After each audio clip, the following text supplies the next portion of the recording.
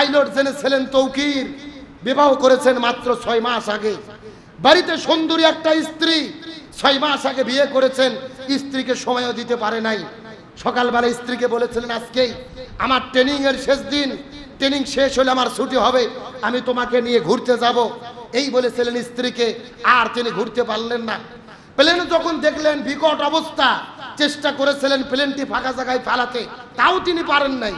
বাঁচার জন্য প্যারাশুটে উঠে ঝাঁপ দিয়েছেন, প্যারাশুট গাছের সঙ্গে লেগে তিনিও আগুনের মধ্যে পড়ে গেছে, তিনিও বিদায় নিয়ে চলে গেছেন, তিনিও বাঁচতে পারেননি। তার মানে বোঝা যায় জন্ম মৃত্যু কার কখন কোথায় হবে এটা কে জানে। সুতরাং এই তৌকিরের স্ত্রী নতুন বধূ পাগল প্রায় হয়ে গেছেন, তার বাবা মা পাগল হয়ে গেছে। ছেলে পাইলট বিদায় নিয়ে চলে গেলেন, আল্লাহ তাআলা শহীদ হিসেবে কবুল করুক, বলেন আমিন। এই যে গত 3 দিন আগে বাংলাদেশের রাজধানীর উত্তরায় মাইলস্টোন স্কুল অ্যান্ড কলেজের ভেতরে যুদ্ধ বিমান বিধ্বস্ত হয়ে অর্ধশত শিশু অগ্নিদগ্ধ হয়ে পৃথিবী থেকে বিদায় নিয়ে চলে গেছেন। ছোট ছোট শিশু বাচ্চারা স্কুলে গিয়েছেন, এমন ভাবে বিমান বিধ্বস্ত হয়ে আগুন ধরেছে, ছোট বাচ্চা পুরো শরীর আগুনে পুড়ে চামড়া নেই, তাদের শরীরের পোশাকগুলো গায়ে লেগে গেছেন, স্কুল ব্যাগগুলো গায়ে লেগে গেছেন। ছোট বাচ্চাগুলো আগুনের মধ্য থেকে পুরা শরীর নিয়ে যখন দৌড়ে দৌড়ে আসতেছিলেন, এই ভিডিওগুলো দেখার পরে আর দেখার মতো কোনো সাহস আমাদের ছিল না। এমন একটা মর্মান্তিক দুর্ঘটনা ঘটেছেন। তামাম দেশের মানুষ দোয়া করেছেন, আমরাও দোয়া করি। রাসূল করিম সাল্লাল্লাহু আলাইহি ওয়াসাল্লাম হাদিস শরীফের মধ্যে বলেন, সুনানে নাসাই শরীফের 1846 নম্বর হাদিস, রাসূল বলেন আগুনের মধ্যে পড়ে অগ্নিদগ্ধ হয়ে যারা বিদায় নেয় আল্লাহ তাআলা তাদেরকে শাহাদাতের মর্যাদা দান করেন।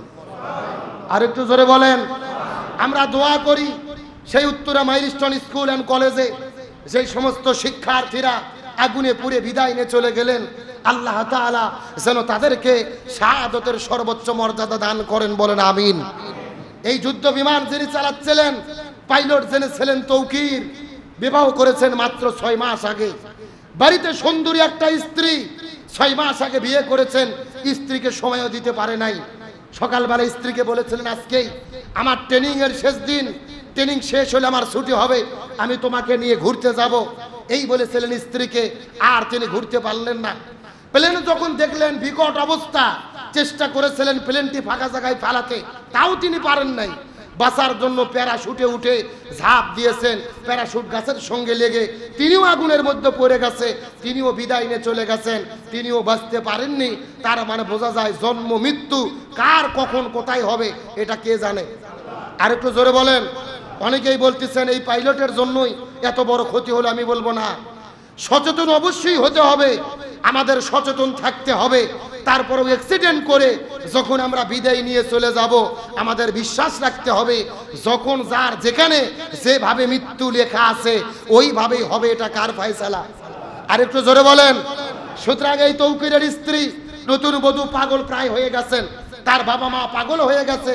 ছেলে পাইলট বিদায় নিয়ে চলে গেলেন, আল্লাহ তাআলা শহীদ হিসেবে কবুল করুক, বলেন আমিন। আরো জোরে বলেন আমিন।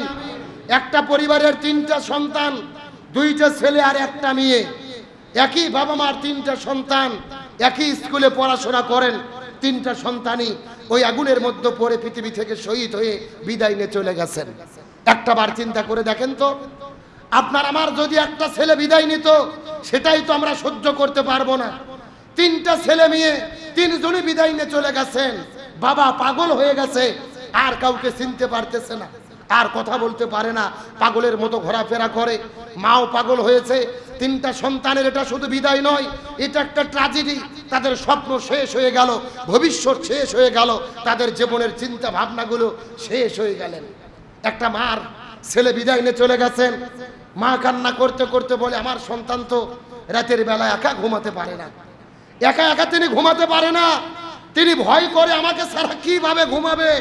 এই মাটি সন্তানের শোকে কান্না করে করে সেও গতকালকে বিদায় নিয়ে চলে গেছে। সন্তানের শোকে মা বিদায় নিয়ে চলে গেলেন। আজকে আপনি আমি ভিডিও দেখে কষ্ট পেয়েছি, নিজেদের জীবনের সঙ্গে মিল করি। আপনার সন্তান যদি আজকে বিদায় নিত, আমার সন্তান যদি আজকে বিদায় নিত, আমরা কি এটাকে সহ্য করতে পারতাম? এর চাইতে বড় কষ্টের ট্র্যাজেডি আর কিছু হতে পারে না। সুতরাং যেই বাবা মার সন্তানগুলো বিদায় নিয়ে চলে গেলেন, আল্লাহ তাআলা বাবা মা পরিবারকে সবুর করার মতো তৌফিক দান করুক, বলেন আমিন। আল্লাহ তাআলা প্রত্যেকটা সন্তানদেরকে শহীদ হিসেবে কবুল করুক, বলেন আমিন। তার কারণ আমরা জানি নিষ্পাপ সন্তান যদি বিদায় নিয়ে চলে যায়, তারা যদি শাহাদাত বরণ করে, এই নিষ্পাপ সন্তানদের সুপারিশে আল্লাহ তাআলা বাবা আমাকে জান্নাত হিসেবে কবুল করবে, জোরে বলেন সুবহানাল্লাহ। তবে আজকের এই ঘটনার দ্বারা আমরা সেলুট দেই একজন শিক্ষিকাকে, যার নাম হলেন মেহেরিন চৌধুরী।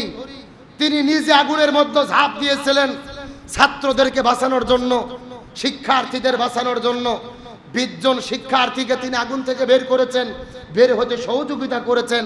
কিন্তু 20 জনকে বাঁচানোর পরে নিজেই আগুনের মধ্যে পড়ে শরীরের 80% পুড়ে তিনিও শহীদ হয়ে বিদায় নিয়ে চলে গেছেন। আমার মনে বলে ইনি হলেন পৃথিবীর ভেতরে সবচাইতে উত্তম এবং সর্বশ্রেষ্ঠ শিক্ষিকা। তিনি শুধু শিক্ষিকা নয়, তিনি বাবার দায়িত্ব পালন করেছেন, তিনি মার দায়িত্ব পালন করেছেন। বাবা মা সন্তানকে আগুনে পড়া দেখলে যেরকম নিজেরাও ঝাঁপ দেয়, এই শিক্ষিকা মেহেরিন চৌধুরী নিজেই আগুনে ঝাঁপ দিয়ে ছাত্রদের বাঁচানোর চেষ্টা করেছেন। 20 জন ছাত্রকে বের করে দিয়ে নিজে তিনি আগুনে পুড়ে শেষ পর্যন্ত গতকাল বিদায় নিয়ে চলে গেলেন। তার স্বামী সাক্ষাৎকারে কান্না করছেন। তার ছেলেটা এতিম হলো, নিজের সন্তানের কথা চিন্তা করেনি, শিক্ষার্থীদের কথা চিন্তা করে জীবন দিলেন। শ্রেষ্ঠ শিক্ষিকা, আমরা দোয়া করি আল্লাহ তাআলা শিক্ষিকাকে জান্নাত হিসেবে কবুল করুক, বলেন আমিন। এবং এই শিক্ষিকার থেকে পৃথিবীতে যত শিক্ষক শিক্ষিকা আছে তারাও যেন শিক্ষা নিতে পারে। শিক্ষিকাদের কত মহান দায়িত্ব, স্কুলের ছাত্র ছাত্রীদের সন্তানের মতো ভালোবাসতে হয়, তাদেরকে আগলিয়ে রাখতে হয়, এটাই তার প্রমাণ।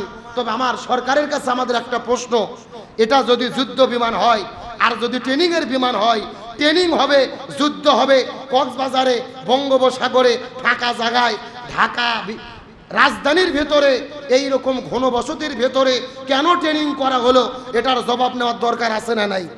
এটা তদন্ত করার দরকার। তার কারণ আজকে আপনার একজনের জীবন গেছে, আগামীকাল আমার যদি জীবন যায়, আমার পরিবারের কষ্ট লাগবে কি লাগবে না? সুতরাং রাসূলের হাদিস থেকে আমরা আবারও দোয়া করি আল্লাহ তাআলা সকলকে শহীদ হিসেবে কবুল করুক, বলেন আমিন। যারা আহত আছে, অসুস্থ, হসপিটালের বেডে কাতরাচ্ছে, আল্লাহ তাআলা তাদেরকে দ্রুত পরিপূর্ণ সুস্থতা দান করুক, সকলে বলেন আমিন।